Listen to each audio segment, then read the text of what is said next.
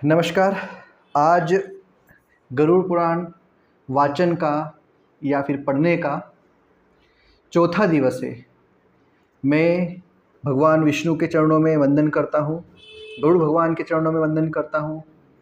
यहाँ पर मौजूद सभी दृश्य अदृश्य शक्तियाँ, आत्माएं, जो भी लोग हैं उन सभी को प्रणाम करता हूँ और प्रार्थना करता हूँ कि आज का जो भी वाचन हो, जो भी व्यक्ति जिसको भी आवश्यक हो, इसका पूरा पुण्य फल उसे मिले, जो अच्छी आत्मा है और जो वैकुंठ लोक तक जाना चाहती है या फिर मुक्ति प्राप्त करना चाहती है। चलिए शुरुआत करते हैं। आज से हम चौथा अध्याय, नरक प्रदान करने वाले पाप कर्म। चौथा अध्याय किस बारे में है? नरक प्रदान करने वाले पाप कर्म, मतलब ऐसे कौन कौन से कर्म हैं जिससे आपको क्या होता है, नरक मिलता है, उसके बारे में आज हम चर्चा करेंगे। आज का अध्याय वैसे भी छोटा है, थोड़ा सा हम समझने की ज़्यादा कोशिश करेंगे। गरुड़ जी ने कहा, हे केशव, किन पापों के कारण पापी मनुष्य यमलोक के महामार्ग में जाते हैं और किन पापों से वैतरणी में गिरते हैं तथा किन पापों के कारण नरक में जाते हैं, वह मुझे बताइए। ठीक है, ऐसे कौन कौन से पाप कर्म, गरुड़ जी पूछे भगवान से, कैसे कौन कौन से पाप कर्म है जिसके कारण क्या होते हैं, लोग वैतरणी नदी में गिरते हैं या फिर वैकुंठ लोक न जाते हुए कहाँ जाते हैं, यम के लोक में। श्री भगवान बोले, सदा पाप कर्मों में लगे हुए शुभ कर्म से विमुख प्राणी एक नरक से दूसरे नरक को, एक दुख के बाद दूसरे दुख को तथा एक भय के बाद दूसरे भय को प्राप्त होते हैं। देखिए, तीन अवस्था बताइए, कहाँ कहाँ बताइए। अशुभ कर्म करने वाले एक नरक से दूसरे नरक, एक दुख से दूसरे दुख, एक भय से दूसरे भय। ठीक है, तीन अवस्था है। धार्मिक जन धर्मराजपुर में तीन दिशाओं में स्थित द्वारों से जाते हैं। हमने बात की थी ना कि चार द्वार हैं, है ना। कितने द्वार हैं? चार। तो हमने देखी दक्षिण के द्वार से जाने वाले लोग जो नरक के अंदर जाते हैं, तो जो भी नरक में जाता है वो कहाँ से जाता है? दक्षिण के द्वार से। बाकी सब लोग कहाँ से आते हैं? तीन द्वारों से। और पापी पुरुष दक्षिण द्वार के मार्ग से ही वहाँ जाते हैं। इस पर भी लिखा हुआ है वही की हुई बात। इसी महादुखदायी दक्षिण मार्ग में वैतरणी नदी है, उसमें जो पापी पुरुष जाते हैं उन्हें मैं तुम्हें बताता हूँ। अब कहाँ की बात करेंगे ये? उस वैतरणी नदी दक्षिण मार्ग की। जो ब्राह्मणों की हत्या करने वाले हैं, सुरापान करने वाले, गोघाती, बाल हत्यारे, स्त्री की हत्या करने वाले, गर्भपात करने वाले और गुप्त रूप से पाप करने वाले हैं, जो गुरु के धन को हरण करने वाले, देवता अथवा ब्राह्मण का धन हरण करने वाले, स्त्री द्रव्यहारी, बाल द्रव्यहारी, जो ऋण लेकर उसे न लौटाने वाले, धरोहर का अपहरण करने वाले, विश्वासघात करने वाले, विषान्न देकर मार डालने वाले, दूसरे के दोष को ग्रहण करने वाले, गुणों की प्रशंसा न करने वाले, गुणों के साथ डाह रखने वाले, नीचों के साथ अनुराग रखने वाले, मूढ़, सत्संगति से दूर रहने वाले। मैंने आपसे कल बात की थी किसी व्यक्ति की कि बुला लेना, बुलाने का कहा आपने, मैंने बात की थी, चर्चा भूल गए क्या? बोला था, बात की थी आपने, नहीं करी। ठीक है, तो यहाँ पे एक बात बोली है, सत्संगति से। कुछ लोगों को पता है क्या है, जैसे मैं अपने परिवार के कुछ लोगों का चाहता हूँ कि यार आ जाए, बैठ जाए यहाँ पर, कुछ जितना समझ में आए, जितना श्रवण कर पाए। अभी क्या होगा, बाहर जाएंगे, किसी न किसी प्रलोभन में, लोभ में, लालच में, माया में, किसी की बुराई में, किसी की कुछ में लगे हुए रहेंगे। लेकिन यहाँ पर अगर बाई चांस हो सकता है कि कुछ अच्छा नहीं होगा, मान लिया मैंने, लेकिन पर इन बुराई से दूर रहेंगे। लेकिन लोग सत्संग में आना भी पसंद नहीं करते। जो तीर्थों, सज्जनों, सत्कर्मों, गुरुजनों और देवताओं की निंदा करने वाले हैं, पुराण, वेद, मीमांसा, न्याय और वेदांत को दूषित करने वाले हैं, दुखी व्यक्ति को देखकर प्रसन्न होने वाले। देखिए, कुछ लोगों को सुख का भी मिलता है, दूसरों को प्रसन्न का भी मिलता है, उनको दूसरों को दुख देने में। प्रसन्न को दुख देने वाले, दुर्वचन बोलने वाले। जैसे मैं कटु बहुत ज़्यादा बोलता हूँ मैं, लेकिन मैं थोड़ा सा क्या है, कटु इसलिए बोलता है कि सामने वाले को बात समझ में आ जाए। मैं अपने इस दुर्गुण को दूर करूँगा, क्योंकि सामने वाला अगर ना समझे तो उसको ज़्यादा समझाने की जरूरत नहीं है। आप अपनी वाणी को नियंत्रित रखिए। सदा दूषित चित्त वाले, है ना, दूषित चित्त वाले मतलब जो हमेशा मन में बुरा सोचना, ऐसे लोग। जो हितकर वाक्य और शास्त्रीय वचनों को कभी न सुनने वाले, अपने को सर्वश्रेष्ठ समझने वाले। देखिए यहाँ पर ये बात भूली गई है, ये भी पाप कर्म में आता है कि मैं ही मैं हूँ, पाप कर्म है ये भी। घमंडी, मूर्ख होते हुए भी अपने को विद्वान समझने वाले। इसलिए बोला गया है, मैंने पिछले अध्याय में भी आपसे बात की थी, जो घमंड है, जो अहंकार है, वह क्या है, बड़ा दोष का कार्य है। ये तथा अन्य बहुत पापों का अर्जन करने वाले अधर्मी जीव रात दिन सोते हुए यम मार्ग में जाते हैं। यमदूतों के द्वारा पीटे जाते हुए वे पापी वे तरने की ओर जाते हैं और उसमें गिरते हैं। ऐसे उन पापियों के विषय में मैं तुम्हें बताता हूँ। भगवान जी बता रहे हैं, जो माता पिता गुरु आचार्य तथा पूज्य जनों को अपमानित करते हैं, है ना, किसी बड़े व्यक्ति का अपमान करना, वे मनुष्य वेतरणी में डूबते हैं। जो पुरुष पतिव्रता सच्चरित्र उत्तम कुल में उत्पन्न विनय से युक्त स्त्री को द्वेष के कारण छोड़ देते हैं, वे वेतरणी नदी में पड़ते हैं। जो हजारों गुणों के होने पर भी सत्पुरुषों में दोष का आरोपण करते हैं। क्या बात बोल रहे हैं, जो हजारों गुणों के होने पर भी सदपुरुषों में दोष का आरोपण, मतलब समझ में बात है कि नहीं है। अगर कोई व्यक्ति बड़ा गुणवान है, उसके बाद भी इंसान क्या करता है, उसके कमियों को ढूंढने में लगा रहता है, उसकी बुराई करने के कारण। उसका शौक क्या है, बुराई करना, उस पर आरोप लगाना, और उनकी अवहेलना करते हैं, वे वेतरणी नदी में पड़ते हैं। वचन देकर जो ब्राह्मण को यथार्थ रूप में दान नहीं देता है, और बुला करके जो व्यक्ति नहीं है, क्या लिखा हुआ है इसके अंदर, दान नहीं देता है और बुला करके जो व्यक्ति नहीं है ऐसा कहता है। अच्छा, मतलब उसको बुला लिया, किसी व्यक्ति को आपने बोला आ जाओ भोजन पे आ जाना, ये कर लेते, उसके बाद भी क्या कर रहा है व्यक्ति, मना कर देता है कि हमारे पास तो सामर्थ्य नहीं है।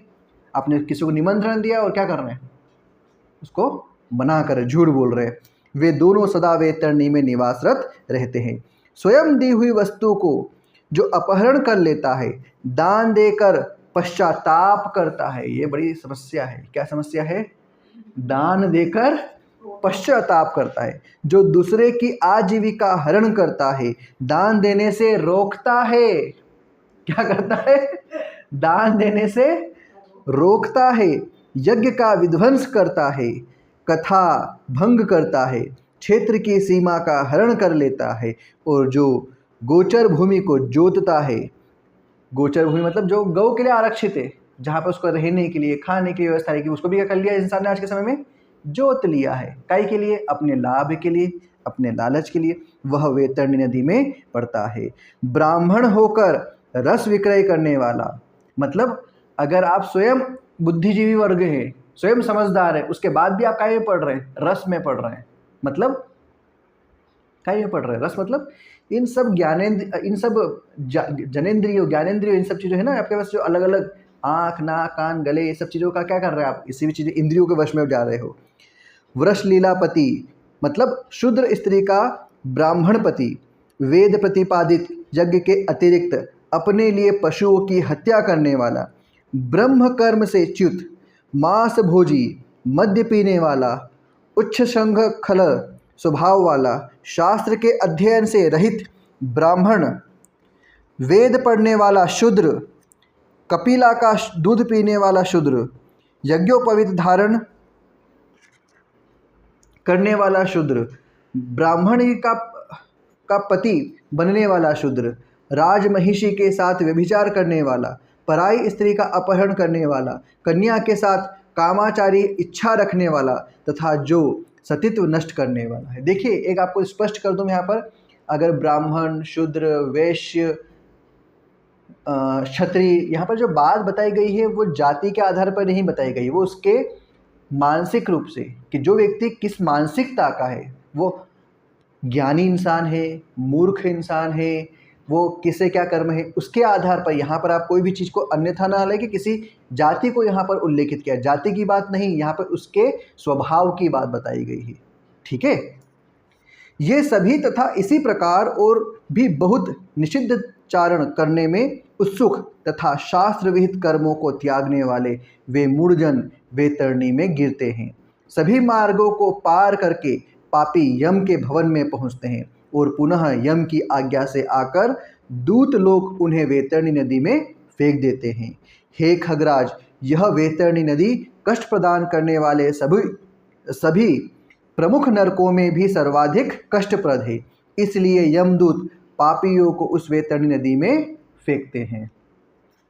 जिसने अपने जीवन काल में कृष्णा, काली, गो का दान नहीं किया अथवा मृत्यु के पश्चात जिसके उद्देश्य से बांधवों द्वारा कृष्णा गो नहीं दी गई तथा जिसने अपनी ओर्धदेहिक क्रिया नहीं कर ली या जिसने उद्देश्य से ओर्धदेहिक क्रिया नहीं की गई हो, वे वैतरणी नदी में महान दुख भोग करके वैतरणी तट स्थित शालमली वृक्ष में जाते हैं। जो झूठी गवाही देने वाले, धर्म पालन का ढोंग करने वाले, छल से धन का अर्जन करने वाले, चोरी द्वारा आजीविका का चलाने वाले, अत्यधिक वृक्षों को काटने वाले, वन और वाटिका को नष्ट करने वाले, व्रत और तीर्थ का परित्याग करने वाले, विधवा के शील को नष्ट करने वाले हैं।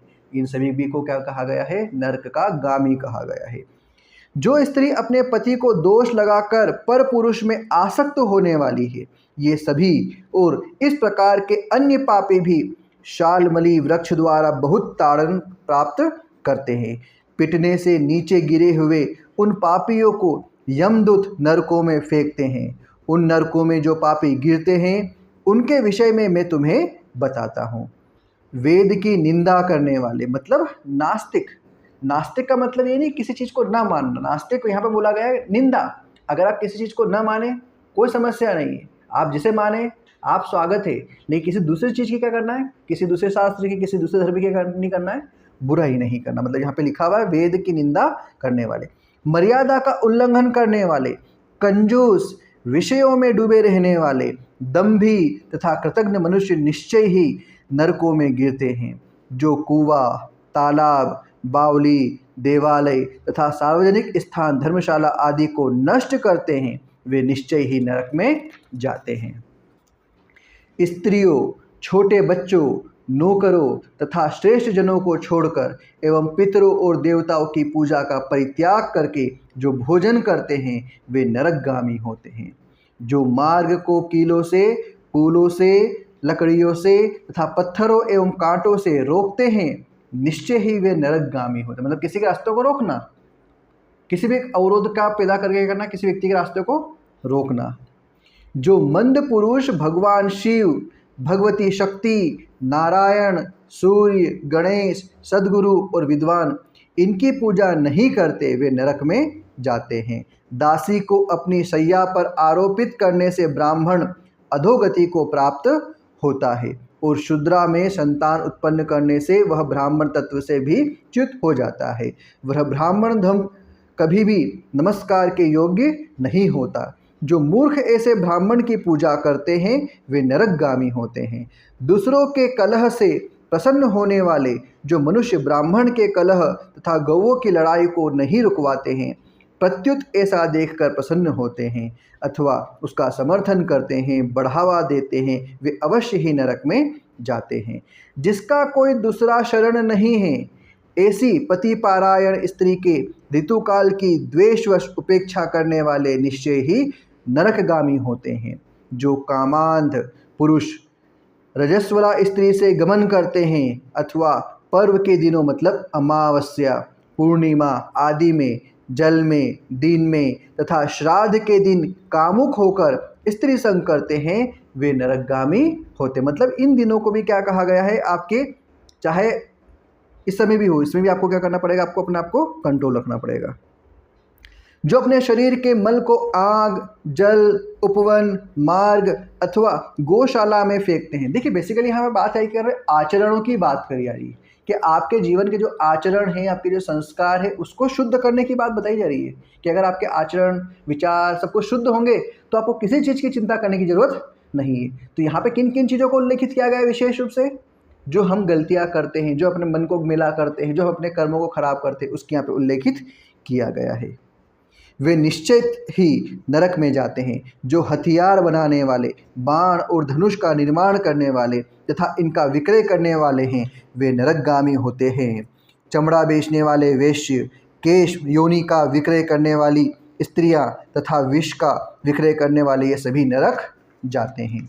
जो अनाथ के ऊपर कृपा नहीं करते हैं, सत्पुरुषों से द्वेष करते हैं और निरपराध को दंड देते हैं, वे नरकगामी होते हैं। आशा लगाकर घर पर आए हुए ब्राह्मणों और याचकों को पाक संपन्न मतलब भोजन के बने रहने पर भी जो भोजन नहीं कराते, वे निश्चय ही नरक प्राप्त करने वाले होते हैं। जो सभी प्राणियों में विश्वास नहीं करते और उन पर दया नहीं करते तथा जो सभी प्राणियों के प्रति कुटिलता का व्यवहार करते हैं, वे निश्चय ही नरकगामी होते हैं। जो अजितेंद्रिय पुरुष नियमों को स्वीकार करके बाद में उन्हें त्याग देते हैं, वे नरकगामी होते हैं। जो अध्यात्म विद्या प्रदान करने वाले गुरु को नहीं मानते और जो पुराण वक्ता को नहीं मानते, वे नरक में जाते हैं। जो व्यक्ति मित्र से द्रोह करते हैं, जो व्यक्तियों की आपसी प्रीति का भेदन करते हैं तथा जो दूसरे की आशा को नष्ट करते हैं। समझ में आ रहा थोड़ा बहुत? क्योंकि सब स्पष्ट स्पष्ट बोला, इसलिए मैं ज़्यादा समझाने की कोशिश नहीं कर रहा हूँ, क्योंकि सब साफ साफ बात बोली कौन कौन व्यक्ति हैं और क्या क्या कर रहे हो वो, इसलिए इसमें कुछ ज़्यादा समझाने वाली बात नहीं है। तो आशा को नष्ट करते हैं, वे निश्चय ही नरक में जाते हैं। विवाह को भंग करने वाला, देव यात्रा में विघ्न करने वाला तथा तीर्थ यात्रियों को लूटने वाला घोर नरक में वास करता है और वहाँ से उसका पुनरावर्तन नहीं होता। जो महापापी घर, गांव तथा जंगल में आग लगाता है, यमदूत उसे ले जाकर अग्निकुंडों में पकाते हैं।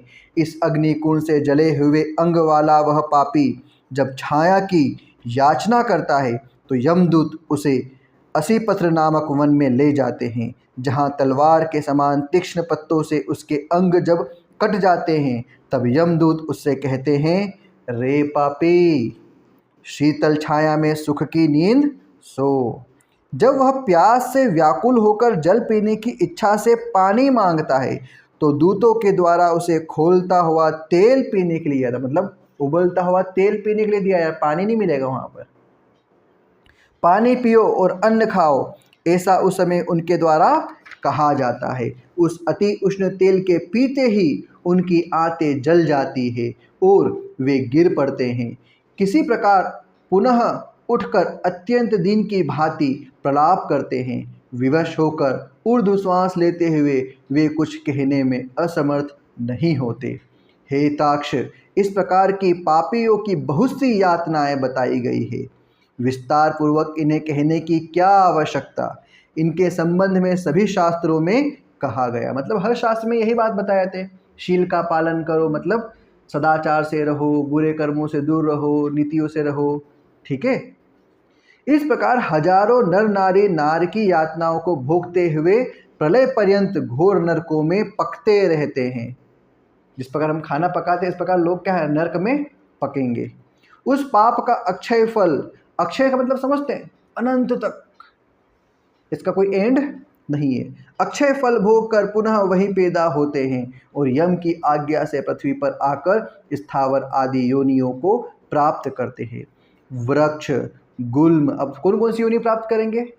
इतना कष्ट भोग लिया नरक में, उसके बाद भी आएंगे यहाँ पर और जन्म लेंगे। काय जन्म लेंगे? वृक्ष, गुल्म, लता, वल्ली, गिरी मतलब पर्वत, तथा तृण आदि ये स्थावर योनियाँ कही गई है। मतलब नरक से वापिस आएगा तो कौन सी स्थावर, मतलब स्थित जो है व्यक्ति, हिलन डुलन नहीं हो सकता। ये अत्यंत मोह से आवृत है। जो व्यक्ति मोह में पड़ा रहता ना ज़्यादा, मेरा बच्चा, मेरा मकान, मेरी चीज़, मेरा मेरा मेरा, मोह किसी भी चीज़ से हो, वस्तु से हो, व्यक्ति से हो, किसी से भी मोह, उसके लिए कीट, पशु पक्षी, जलचर तथा देव, इन योनियों को मिलाकर 84 लाख योनियाँ कही गई है। इन सभी योनियों में घूमते हुए जीव मनुष्य योनि प्राप्त करते हैं और मनुष्य योनि में भी नरक से आए व्यक्ति चांडाल के घर में जन्म लेते हैं तथा उसमें भी कुष्ठ आदि पाप चिन्हों से वे बहुत दुखी रहते हैं। किसी को गलित कुष्ठ हो जाता है, कोई जन्म से अंधे होते हैं, कोई महारोग से व्यथित होते हैं। इस प्रकार पुरुष और स्त्री में पाप के चिन्ह दिखाई पड़ते हैं। मतलब आपको यहाँ पे इस प्रकार के जो भी व्यक्ति दिख रहे हैं, मतलब वो कहाँ से आए हुए हैं? अभी नरक से आए हुए हैं, लेकिन अभी भी उनके पाप कर्म बचे हैं, इसलिए क्या कर रहे हैं? उनको भोग रहे हैं। और इसलिए ताकि उनको समझ आए कि भैया अब मुझे क्या करना है, असद कर्म करना है, अच्छे काम करना है, भगवान की भक्ति करना है, पूजा करना है, ध्यान करना, अच्छे काम करना है। इस प्रकार गरुड़ पुराण के अंतर्गत सारोद्वार में नरक प्रद पाप चिन्ह निरूपण नाम चौथा अध्याय पूरा हुआ। तो बोलिए श्री भगवान विष्णु की जय हो, गरुड़ महाराज की जय हो। तो आप लोगों को इस अध्याय से यह समझ में आया होगा कि हम किस किस प्रकार के कर्म करते हैं तो हमको नरक मिलता है। तो इसमें जो भी मैंने पढ़े हैं इनका आप ध्यान रखिए। अगर आपसे गलती हुई तो क्षमा करिए। आगे इस भविष्य में कोशिश कीजिए कि हमसे ना हो, तो हमारा ये लोग भी सुधरेगा और आने वाला लोग भी सुधरेगा। सभी को एक बार पुनः धन्यवाद। नमस्कार।